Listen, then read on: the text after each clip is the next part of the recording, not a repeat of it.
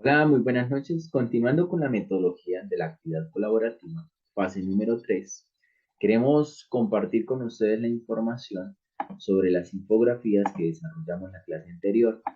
Estas infografías están basadas en las unidades, en este caso la unidad número 3, y vamos a hablar sobre la psicología y varios temas interesantes de la psicología, que es lo que estamos viendo actualmente en las materias.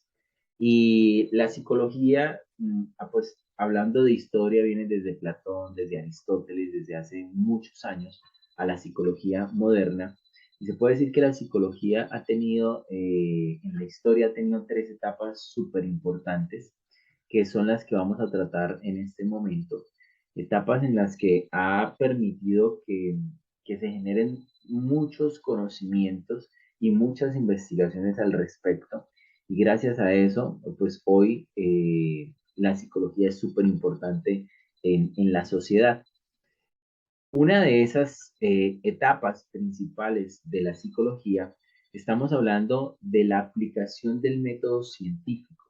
A más o menos el siglo XIX que se inició esta parte, y en la aplicación del método científico, pues ya estamos, digamos, estamos hablando que se constituye como una disciplina científica, porque pues ya hay una estructura, ya hay un método que nos lleva a buscar un resultado en el cual pues ya es medible, le podemos generar o lo podemos tener una trazabilidad de esta investigación, porque tenemos una estructura científica, estamos hablando del método científico, ¿sí?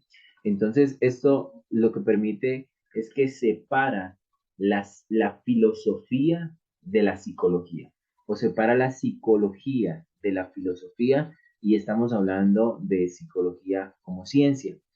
La segunda etapa importantísima que, que se ve en la historia de la psicología, estamos hablando en el análisis del comportamiento. Es decir, estamos analizando la conducta de una persona, el por qué lo hace o cuál es el estímulo que permite que esa persona genere esa conducta o ese patrón de comportamiento. Y lo interesante de todo esto es porque en el proceso se hicieron muchos procedimientos experimentales para determinar cuál era la conducta que la persona iba a desarrollar o estaba desarrollando, o cuál era la conducta que yo deseaba que esa persona tuviese, ¿sí? Segunda etapa importantísima, el análisis del comportamiento. Tercera etapa importantísima en esta fase de historia que estamos compartiendo con todos ustedes es el estudio de la mente humana. Ya nos olvidamos un poco del comportamiento físico, del cambio fisiológico, para entender un poco el comportamiento de la parte humana. Ese comportamiento de la parte humana hace referencia en la adquisición de conocimientos de acuerdo al entorno en el que nosotros nos encontramos, ¿sí? Y es lo que vemos un poco acá en la infografía, que se los voy a seguir bajando aquí para ir básicamente con el tema, porque pues, realmente es muy interesante esta parte. Entonces, para recapitular, ¿sí? Las tres etapas: uno, la aplicación del método científico; la segunda etapa, el estudio de la mente humana, perdón, el análisis del comportamiento; y la tercera, el estudio de la mente humana, ¿sí? En esta parte surge una persona muy importante, que es el doctor Wundt, que fue la persona que en 1879 creó el primer laboratorio de estudio en psicología. Se puede decir que es el principio de lo que es el principio de la psicología como ciencia, ¿sí? Es el principio de toda la investigación, de la aplicación del método científico, de tener una trazabilidad en muchas cosas, ¿sí?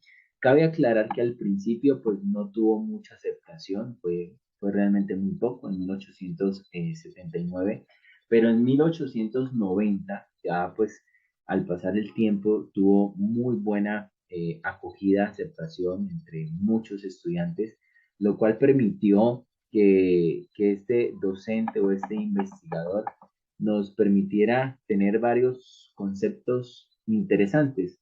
Uno de ellos es el voluntarismo, en el cual pues él creía que algunos procesos mentales no se podían estudiar bajo experimentos científicos, ¿sí? Entonces, lo cual permitía o lo cual era necesario tener ese voluntarismo para hacer ese tipo de investigación, ¿sí? Por lo cual pues utilizó este término para describir una visión de la psicología, ¿sí? Que es el voluntarismo, y después de esto, pues pasamos al estructuralismo, ¿sí? Que es el papel de de la psicología para estudiar e identificar los elementos que simplemente tienen los pensamientos y los sentimientos. Es decir, estamos acostumbrados a que siempre es la conducta o el comportamiento, ¿sí? De la persona, pero aislamos la parte de los sentimientos y aquí empezamos a ver esta parte de los sentimientos.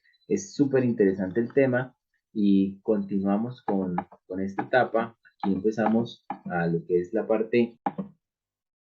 Bueno, continuamos y el siguiente tema que vamos a tratar es el conductivismo, eh, con uno de sus representantes es Watson, el cual pues él afirma que uno de los objetivos de la psicología en este punto debe ser el de predecir y controlar el comportamiento de las personas, controlar la conducta de las personas, ¿sí?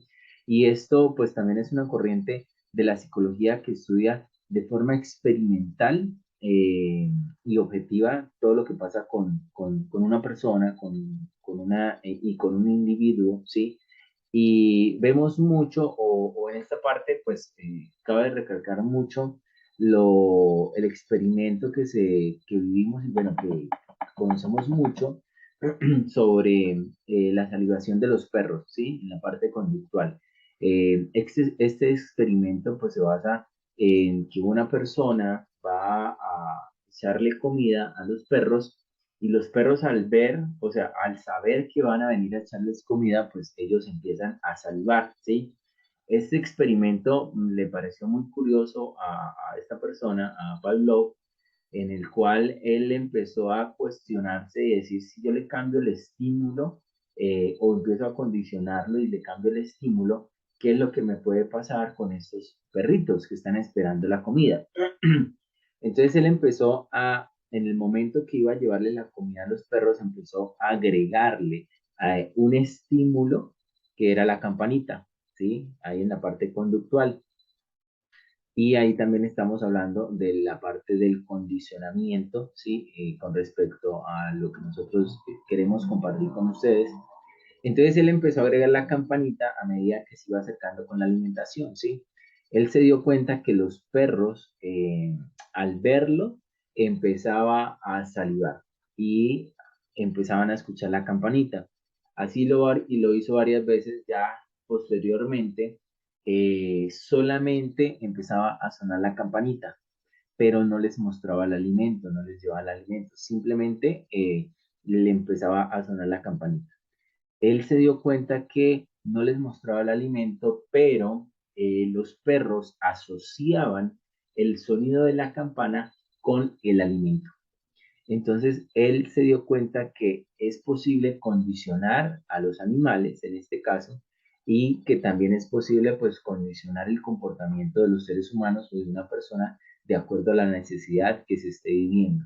Entonces, ese experimento fue muy interesante porque ahí estamos hablando de un estímulo que nos va a generar una respuesta, ¿sí? Un estímulo que nos va a generar una respuesta. Y esa es la visión del conductivismo. Está basado en el trabajo de Pavlov, en el condicionamiento a una persona, que pues ahí pues cabe recalcar o cabe aclarar, agregar, ¿sí? Que pues está el condicionamiento clásico y el condicionamiento operante, ¿sí? Pero esta historia es muy interesante porque básicamente es lo que nosotros eh, nos dejó muchas experiencias al respecto, como sobre el condicionamiento y sobre el conductivismo en este caso, porque sí podemos aplicarlo normalmente a todo lo que sucede en nuestro entorno, en muchas etapas y en muchos procesos de nuestra vida.